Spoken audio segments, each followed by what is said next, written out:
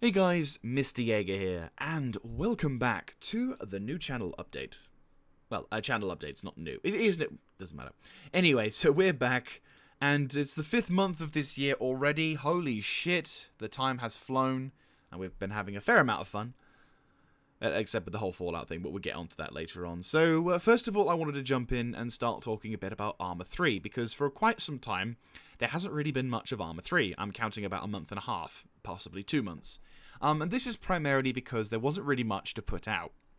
See, the main problem was we were doing this main campaign to fighting against the North Koreans.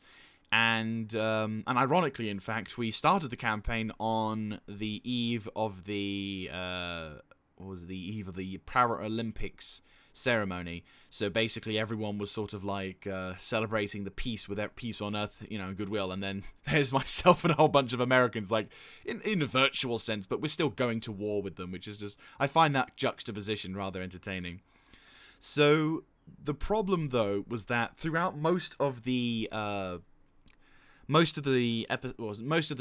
battles and sort of things we did, the game servers would crash fairly early on into the ops, which would result in us not really getting much footage, because there were a fair amount of points in the early campaigns, or early points of the campaigns, where we were basically marching from one point to the other. Nothing really happening, because like first platoon was constantly getting more of the action, and the second platoon was merely just providing overwatch, which of course the AI never strayed too far from their objectives. Handy. So we ended up having to basically just watch stuff going on, and then of course the game would crash. And we're not entirely sure what caused it. It was either something to do with the jets. There would be some kind of mechanic with the ejection sequence that would cause the service to lag out and crash, or it would be something to do with like certain vehicles or parts of the map. Generally speaking, what would happen is the head honcho's Zeusa would try and spawn something in. It would inevitably fuck the server, and it would result in the game ending really quickly. So in coupled with this, we had obviously points where like they couldn't attend because of certain events, special things of America. I don't know what, but still. We also so then I think the final straw was we were trying to do a paradropping invasion onto a small island that's part of a massive mainland location.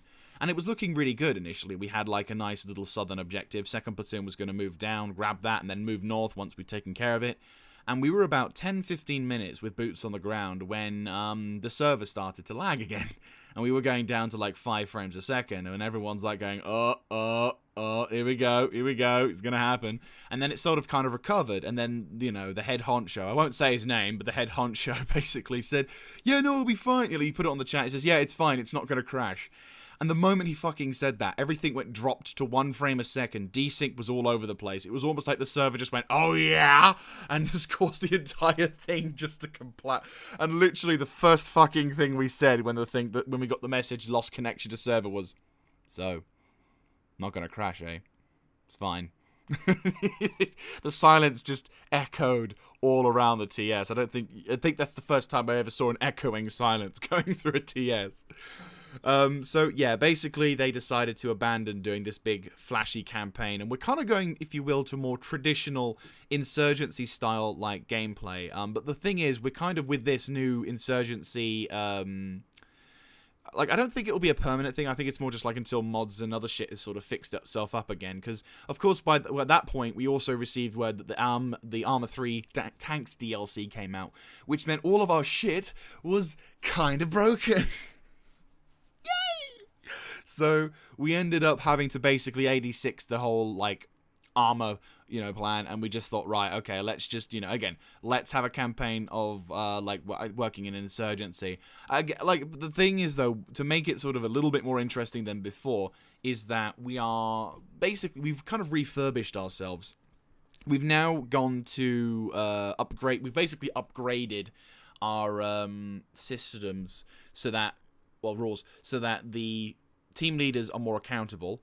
There are merits and demerit systems regarding for pretty much everyone now. So that way now people are, again, more accountable so that they don't do stupid things. Because this is the main reason for this is to try and reduce casualty numbers. Because in certain ops, we've basically been losing whole squads. And because when someone goes down, we have to spend time organizing them to get healed and replenished. It just kind of drags the op along. So people are trying to be a little bit more smart when it comes to dealing with that sort of thing.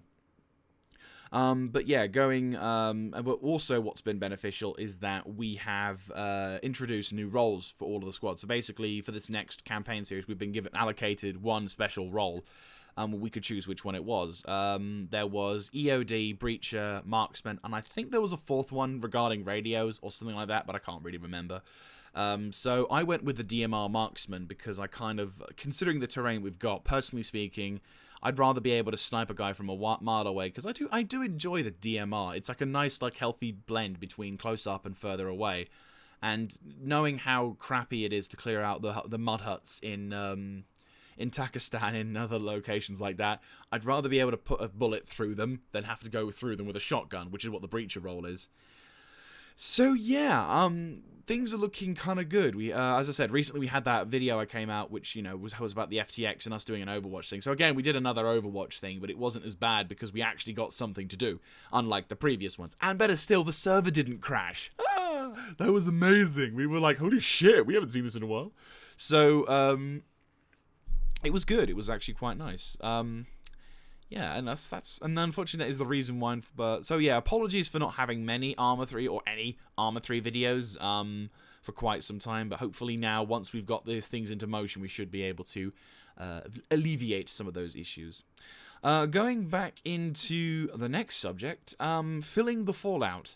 Because obviously, was it in April, I basically said, or was it March or May? I can't really remember. Basically, for quite some time, Fallout has kind of been fucked. So, you know, the game updated, the mods I have for it don't work. Bethesda's an arse when it comes to mods, so instead of trying to fix it, I'm like, no. Just not until the game is fully de-supported, and I can just do what I want, and there's not going to be a stupid update that's going to fuck my mods over, because fuck doing that again. So, instead, we are going to try and find something else. I don't know what it will be.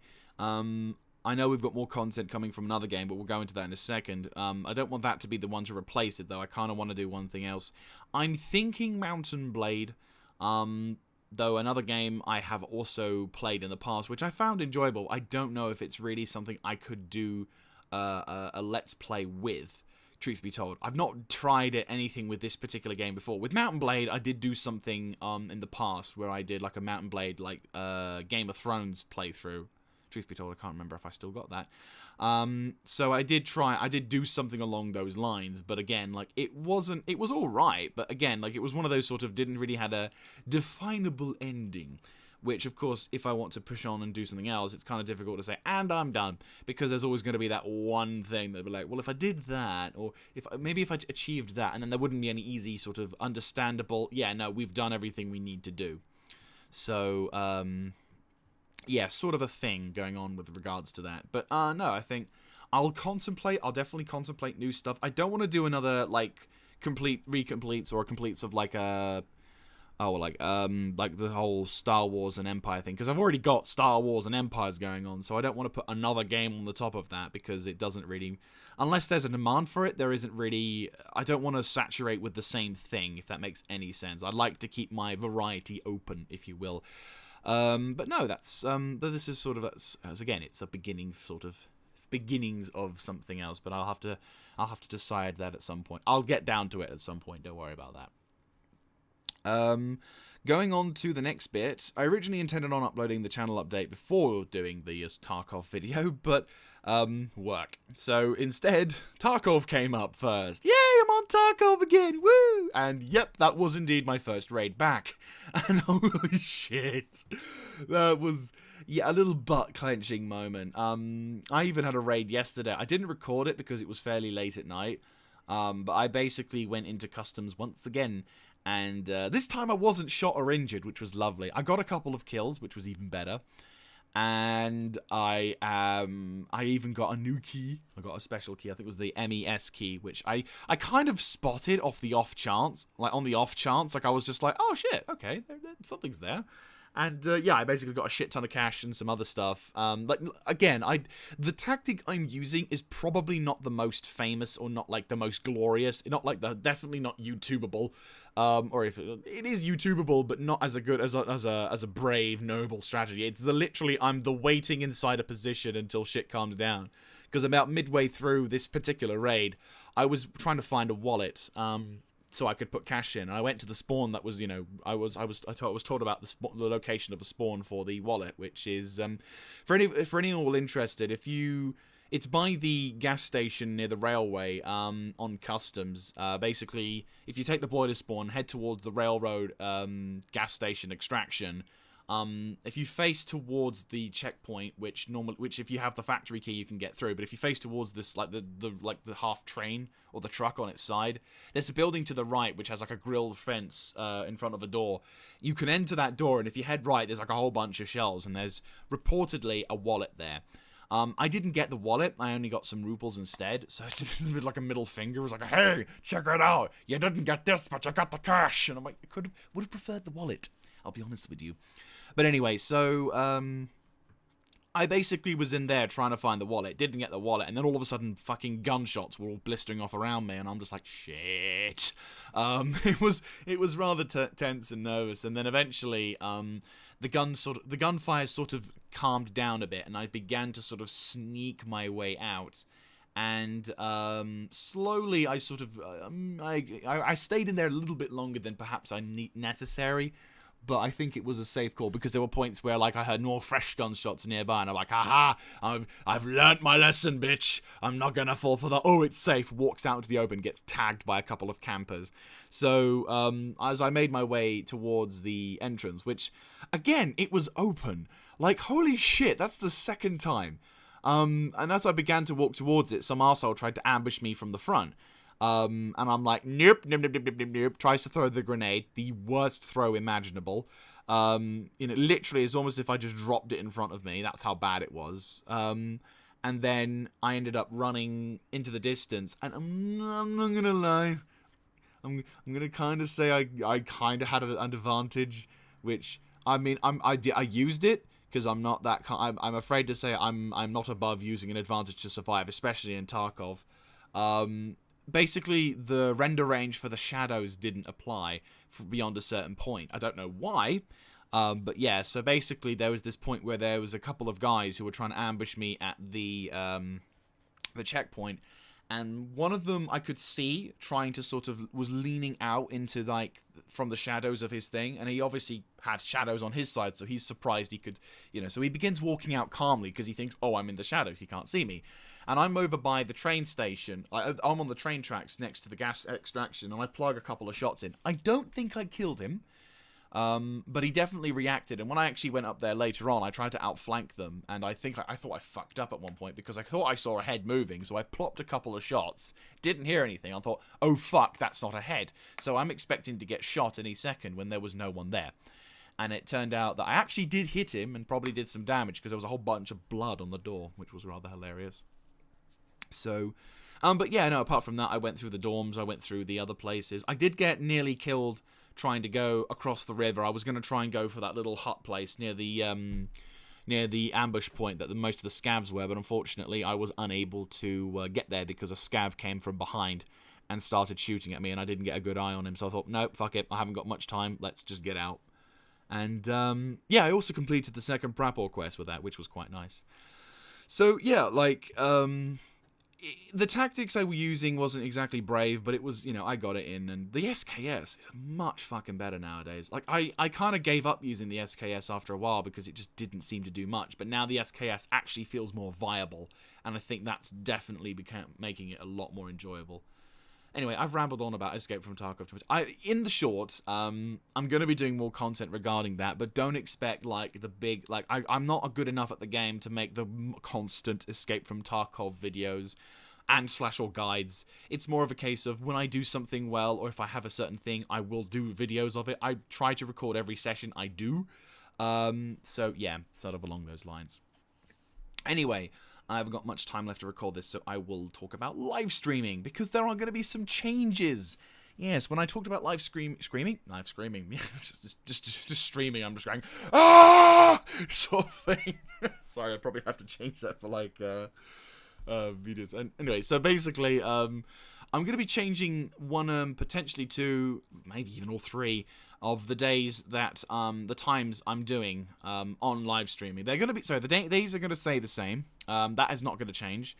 But what is possibly going to change, what is definitely changing for one day, but I'm going to be experimenting with the other, and I'll be uploading this to Twitter as well as the Twitch itself, is I'm going to delay the stream start from basically 7 p.m. or 1900 hours GMT to something like 9, maybe even 10, depending on how it is.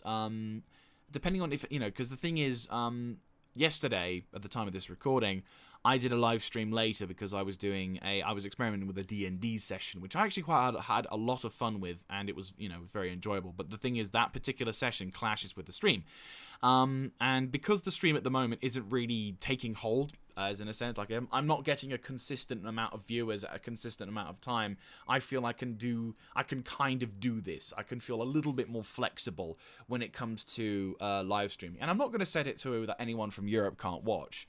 But I'm thinking maybe like 9 o'clock, maybe instead of it being 7 till 9, I do like a 9 till 11 or a 9 till 12, depending on like how things are going. Because then that way it allows both sides to come on in. You've got the people from Europe.